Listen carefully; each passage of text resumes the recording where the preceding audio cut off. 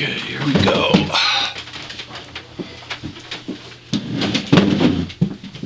Today I'm interviewing Aaron. Tell me, Aaron, tell me your whole name and like where you're from and stuff like that. Okay. My full name is Aaron Michael Daley. I'm originally from a small town called Malone in upstate New York. It's right on the border of Canada, edge of the Adirondack Mountains. And lived there till I was 18, and I moved with my family to South Florida, to Fort Lauderdale for 4 years. Then I left on my own, went to Michigan briefly, like 5-6 months, then 7 years in Colorado, and then I moved to LA, California for 2 years, left the country for 3 years, went to India, backpacked around for a couple of years, went to Israel for 8 months after that, and then came back to the States, worked briefly for 6 months in Florida, and then went off hitchhiking again and ended up back in California eventually, and I've pretty much been here ever since 2008, but I have like traveled back and forth across the country several times since then. When you say you've been here, you're talking about Mount Shasta? California. Oh, California. California in general. So how old are you now? I'm 40. I just 40. reached level 40 this year. And what's your ethnic background? What kind of folks do you have as ancestors? Mostly Irish and West Indian. On my mother's side, she's mostly Irish, but with like Irish English, German, French, a little tiny bit of Native American. And then on my father's side is mostly West Indian, the island called Montserrat.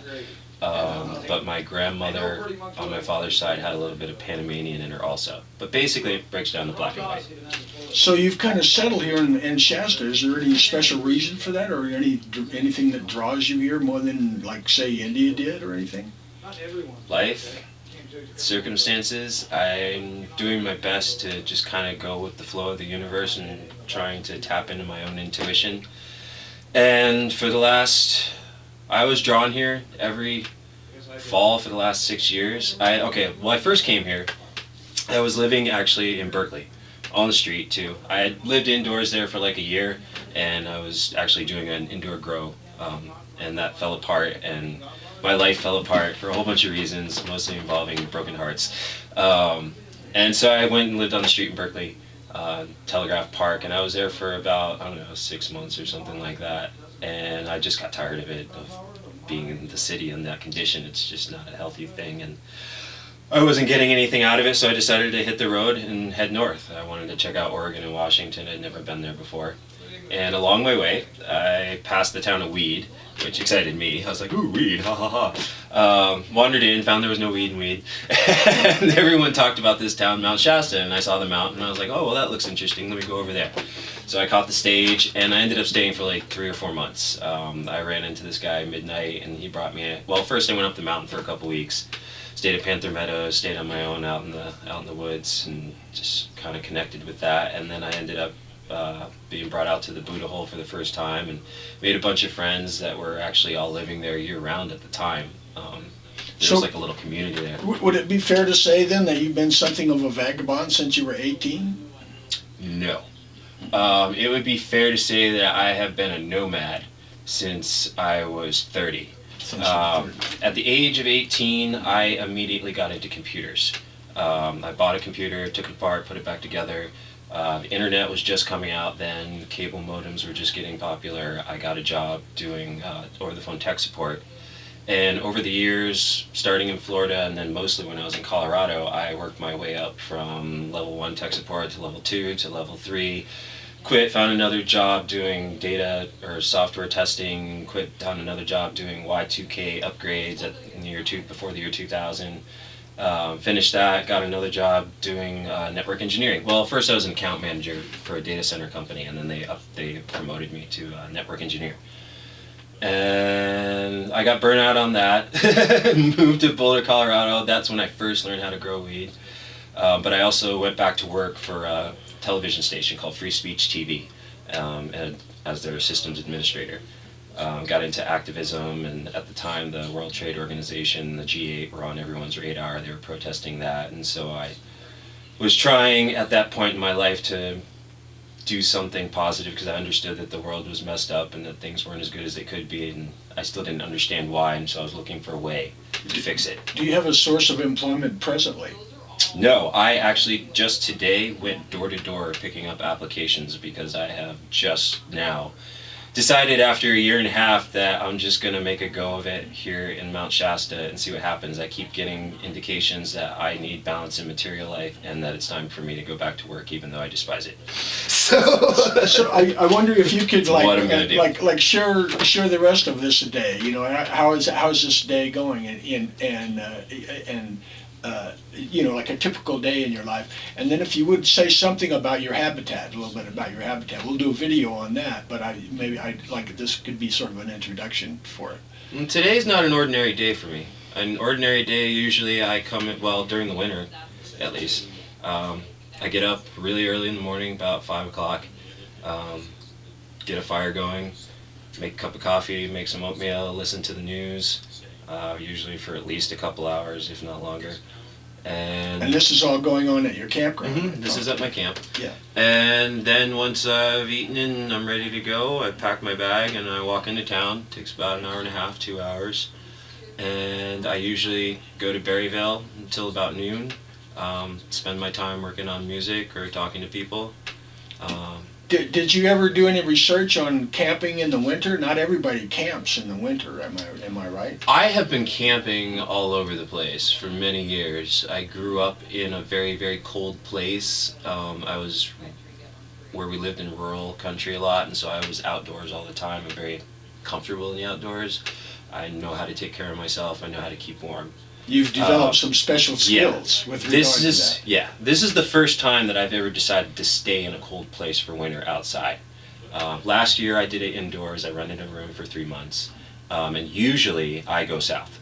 Usually I go somewhere far, far south.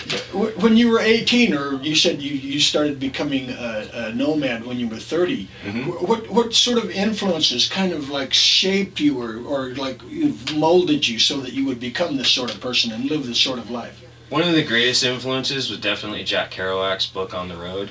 I read that when I was in my 20s, actually, so I had that influence. Like, I was inspired by that, and I thought him like an incredible human being, and I wanted to live that life on the road, just having all these crazy adventures and meeting people and just living life. I was really attracted to that, but at the time I was still fully in the corporate world. I had my job. I was trying to make the best out of that. And is that the kind of life you've actually found, or was that just more or less like an ideal? That was what I thought I was supposed to do, and the best thing I could think of. You have to, okay, going back, I started out, like, I was born into a very religious family. My parents are Jehovah's Witnesses. They're still Jehovah's Witnesses. And from the time of my birth until age 21, that was my life. That was all I knew. That was, as far as I was concerned, I was told the end of the world was coming any day, and there was no point in getting involved with this world or getting any financial security because Armageddon's coming and God's going to make the world over as a paradise, so don't worry about it. So you found your own spiritual path, and you've been on it ever since. That's what I would assume.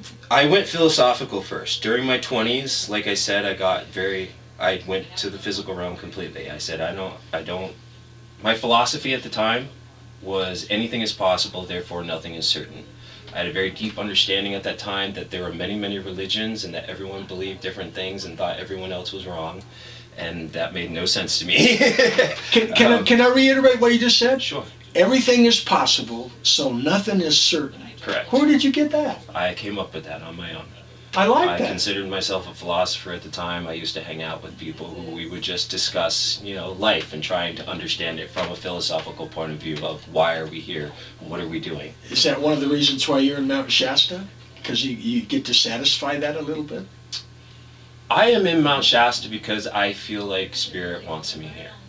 So I there is feel some like spiritual connection. Oh yeah, well that's the thing. I went philosophical during my 20s, but then in my 30s, the whole reason I ended up in India in the first place was because I got fed up with everything. I had been through a number of different lifestyles and still wasn't finding anything that made sense of this world to me, and most importantly, I wasn't finding love.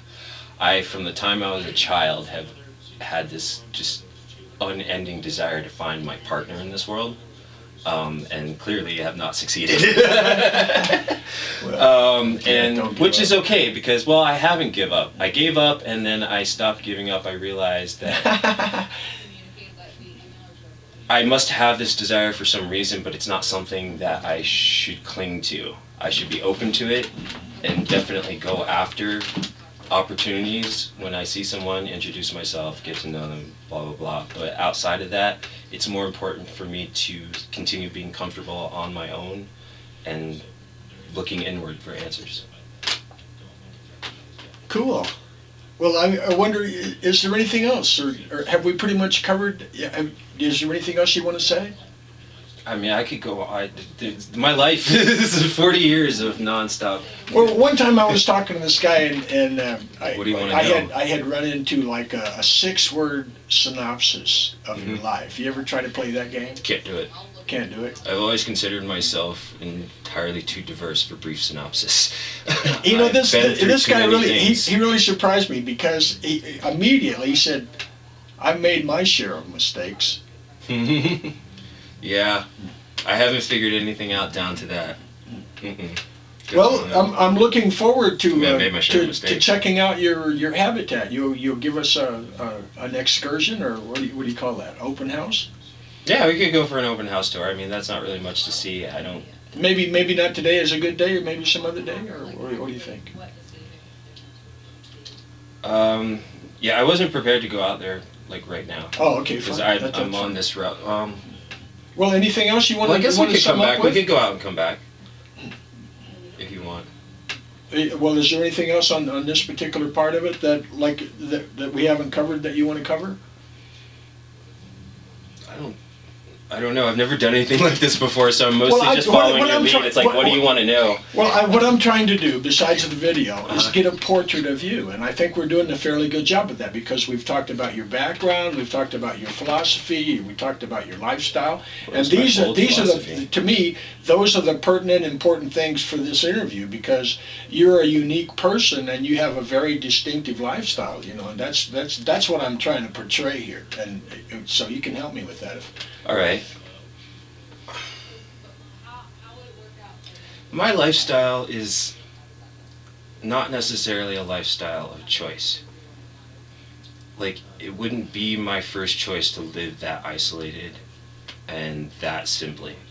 I've chosen to live that way out of a feeling of necessity. For a very long time, I just really felt a need to be completely and totally, well, as disconnected as possible from society. A large part of that was disappointment in society, anger, frustration, and a general just not getting it. Like, I get it, but I just don't get why it keeps going.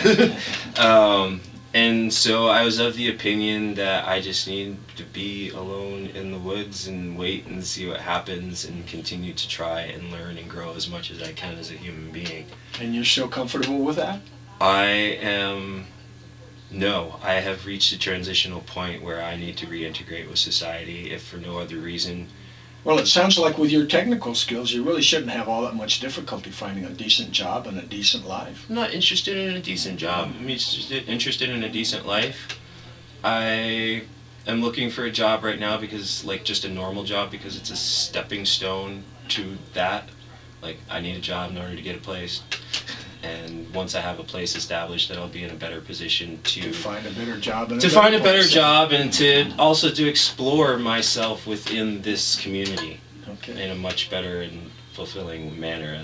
Because right now it does really feel like I'm just this homeless guy that lives in the woods, and that, like, doesn't encapsulate me in any way. Okay, I think that's a good place to stop this. Okay, great. Are you okay with that? Yeah, I'm fine. Okay, thank you very much. Happy.